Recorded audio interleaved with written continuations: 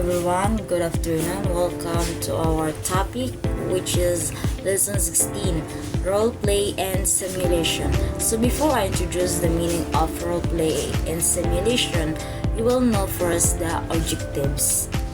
1. Discuss role play and simulation as instructional strategies. 2. Explain how role play and simulation are used in elementary social studies instruction. 3. Develop a lesson plan that uses role play or simulation in elementary social studies. Are you ready to our topic today? So, let's get started. Introduction. In discussing the effects of martial law to grade 6 students, Teacher Joanne designated roles to her students. Some were tasked to be the president, cronies, and officials. Some were assigned to be ordinary citizens, while the teacher stood as the president. After presenting the issue and scenario and briefing the students about the rules, the chosen students act out how they are affected by the policies of the government. The rest of the class, acting as the audience, observed and took note of their classmates' actions. At the end of the lesson, Teacher Joanne synthesized the lesson by encouraging the students to analyze their actions and comparing this with what transpired according to historical sources. So what is role play and simulation? Role play and simulation are strategies categorized under creative dramatics, along with the dramatic play and the mock trial. Role play and simulation are founded on the experiential learning theory of Dewey 1938 and called 1975, which believes that students learn best way when they are presented with concrete experiences they can reflect on, analyze, and test in new situations. In social studies, these two strategies are useful in examining abstract concepts, controversial issues, and topics that entail an examination of beliefs, attitudes, and moral decisions. Role-playing is an unrehearsed dramatic presentations that enables presentations to explore alternative solutions to a given problem. In this strategy, some students are tasked to enact their solution to an open-minded situation while the rest of the class observes.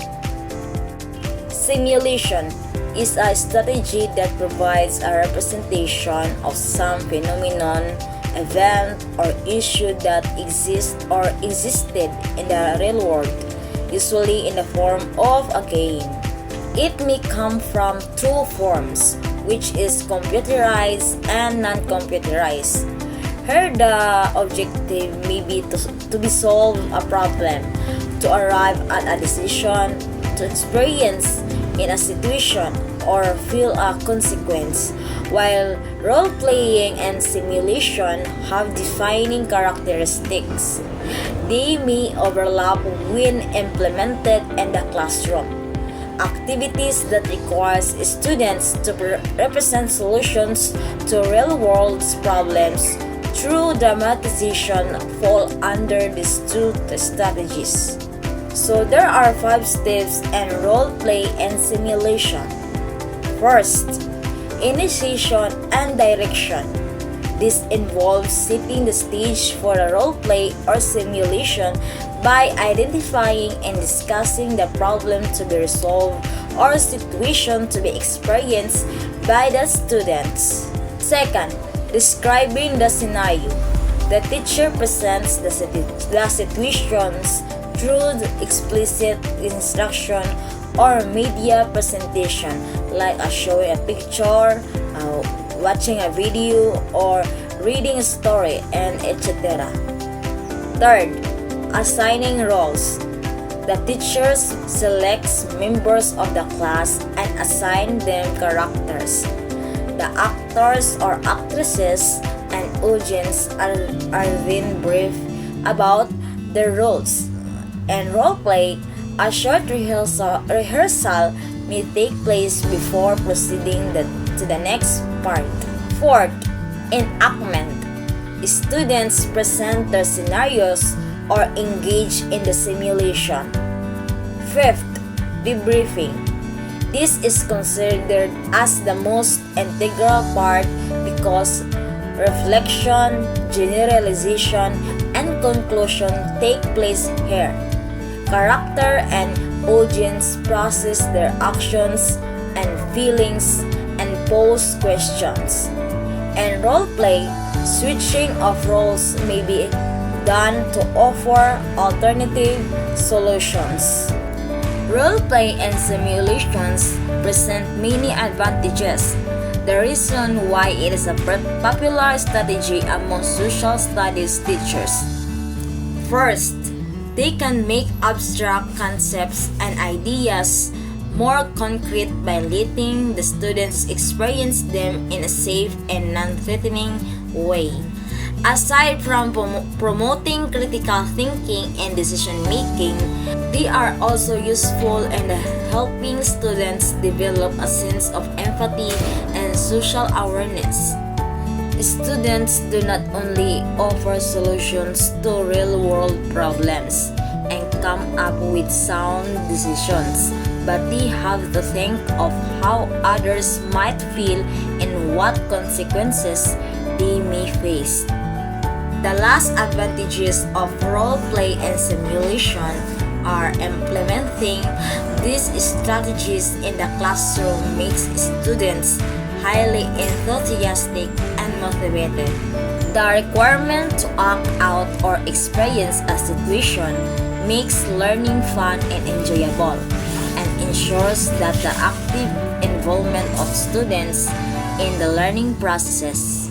If there are advantages of role-play and simulation, there are also 5 steps in role-play and simulation.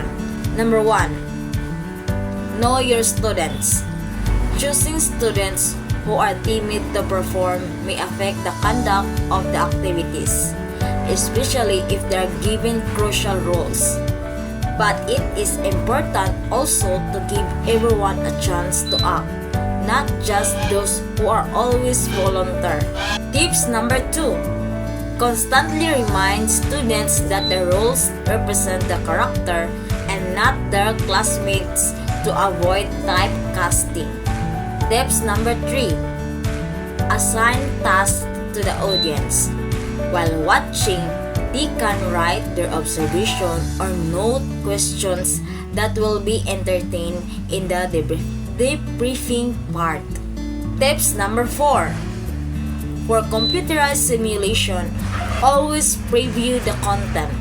Some themes, scenes, and language might not be suitable for elementary students. The last steps. Be aware of your own role as a teacher.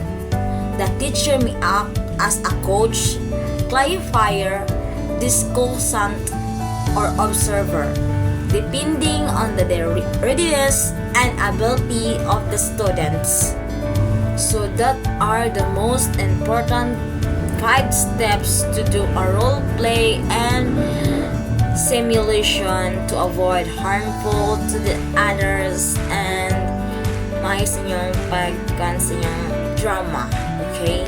So let's proceed the example of daily lesson plan and dira nimo mahibaw-an kung aha nimo ma-apply ang 5 steps of role play and simulation before the lesson, during the lesson, or after the lesson. So take a look the screen. So as you can see in the screen, makita nimo dira ang grade level, learning area, and quarter. And then makita nimo dira ang number 1, objectives. So ang objectives tulo ka book under ana, which is content standard, performance standard, learning competencies or objectives. So mo tong tulo nga under sa objectives. So sa second is content. Ang content is paraan ng pagpipili ng mga pinuno o lalawiganin mo na siya. So third is learning resources. So under sa learning resources na ay duha dira, references and references kung ahani mo nakuha ang imong information. And other learning resources is like laptop, projector, kung sa imong gamiton anak nga adlaw sa pag-present sa imong lesson. So ito sa number 4, procedure. So in this procedure na tulo under niya before the lesson. So ang before the lesson is makita naman rin ang pangganyak, paglalahad ng mga layunin at paksa.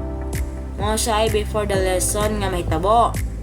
So during the lesson, diri ni mo na ma-apply ang 5 steps in role play and simulation. So number 1 is dara siya, di ba? Initiation and direction. So itatanong ng guro sa klase paano pinili ang mga pinuno sa ating lalawiganin. Diyon, hikayatin ng guro na sumagot ang mga mag-aaral dahil sa puntong ito walang tama o maling sagot. Ililista ng guro ang mga sagot sa pisara. So second steps, describing the scenario. So mapapanood ang guro ng isang video na nagpapakita ng mga pangangampanya at halala sa Pilipinas. Hihikayatin niya ang mga mag-aaral na obserbahin ito. So ilalahad ng guro ang sitwasyon. Then third steps, assigning roles. So bubuo ang guro ng 3 partido na may 6 na membro at bawat isa magkakaroon ng bunutan para malaman ng mga gaganap. Then bibigyan ng 5 minuto ang bawat partido para mag-usap-usap. Kailangan nilang magtakda ng isang gobernador o etc.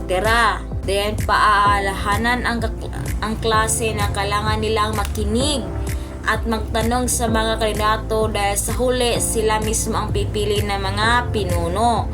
So the fourth steps is enactment. Dito diri mo makita magkaroon na ito ng 2 bahagi.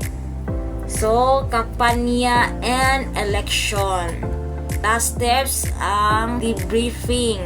Itatanong ng guro ang mga sumusunod sa klase. So dire niya mo mahibawaan sa debriefing kung nakasabot ba ang mga estudyante. Langgi drama kung nakasabot ba sila.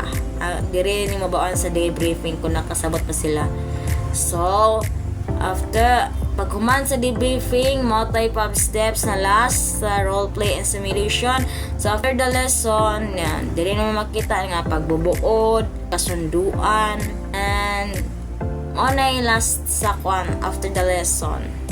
So that's our topic for today. I hope you understand our lesson today and see you next meeting. Thank you for listening. Bye-bye. And by the way, I am Analo Enanclada and you're reporting today. Thank you. Bye.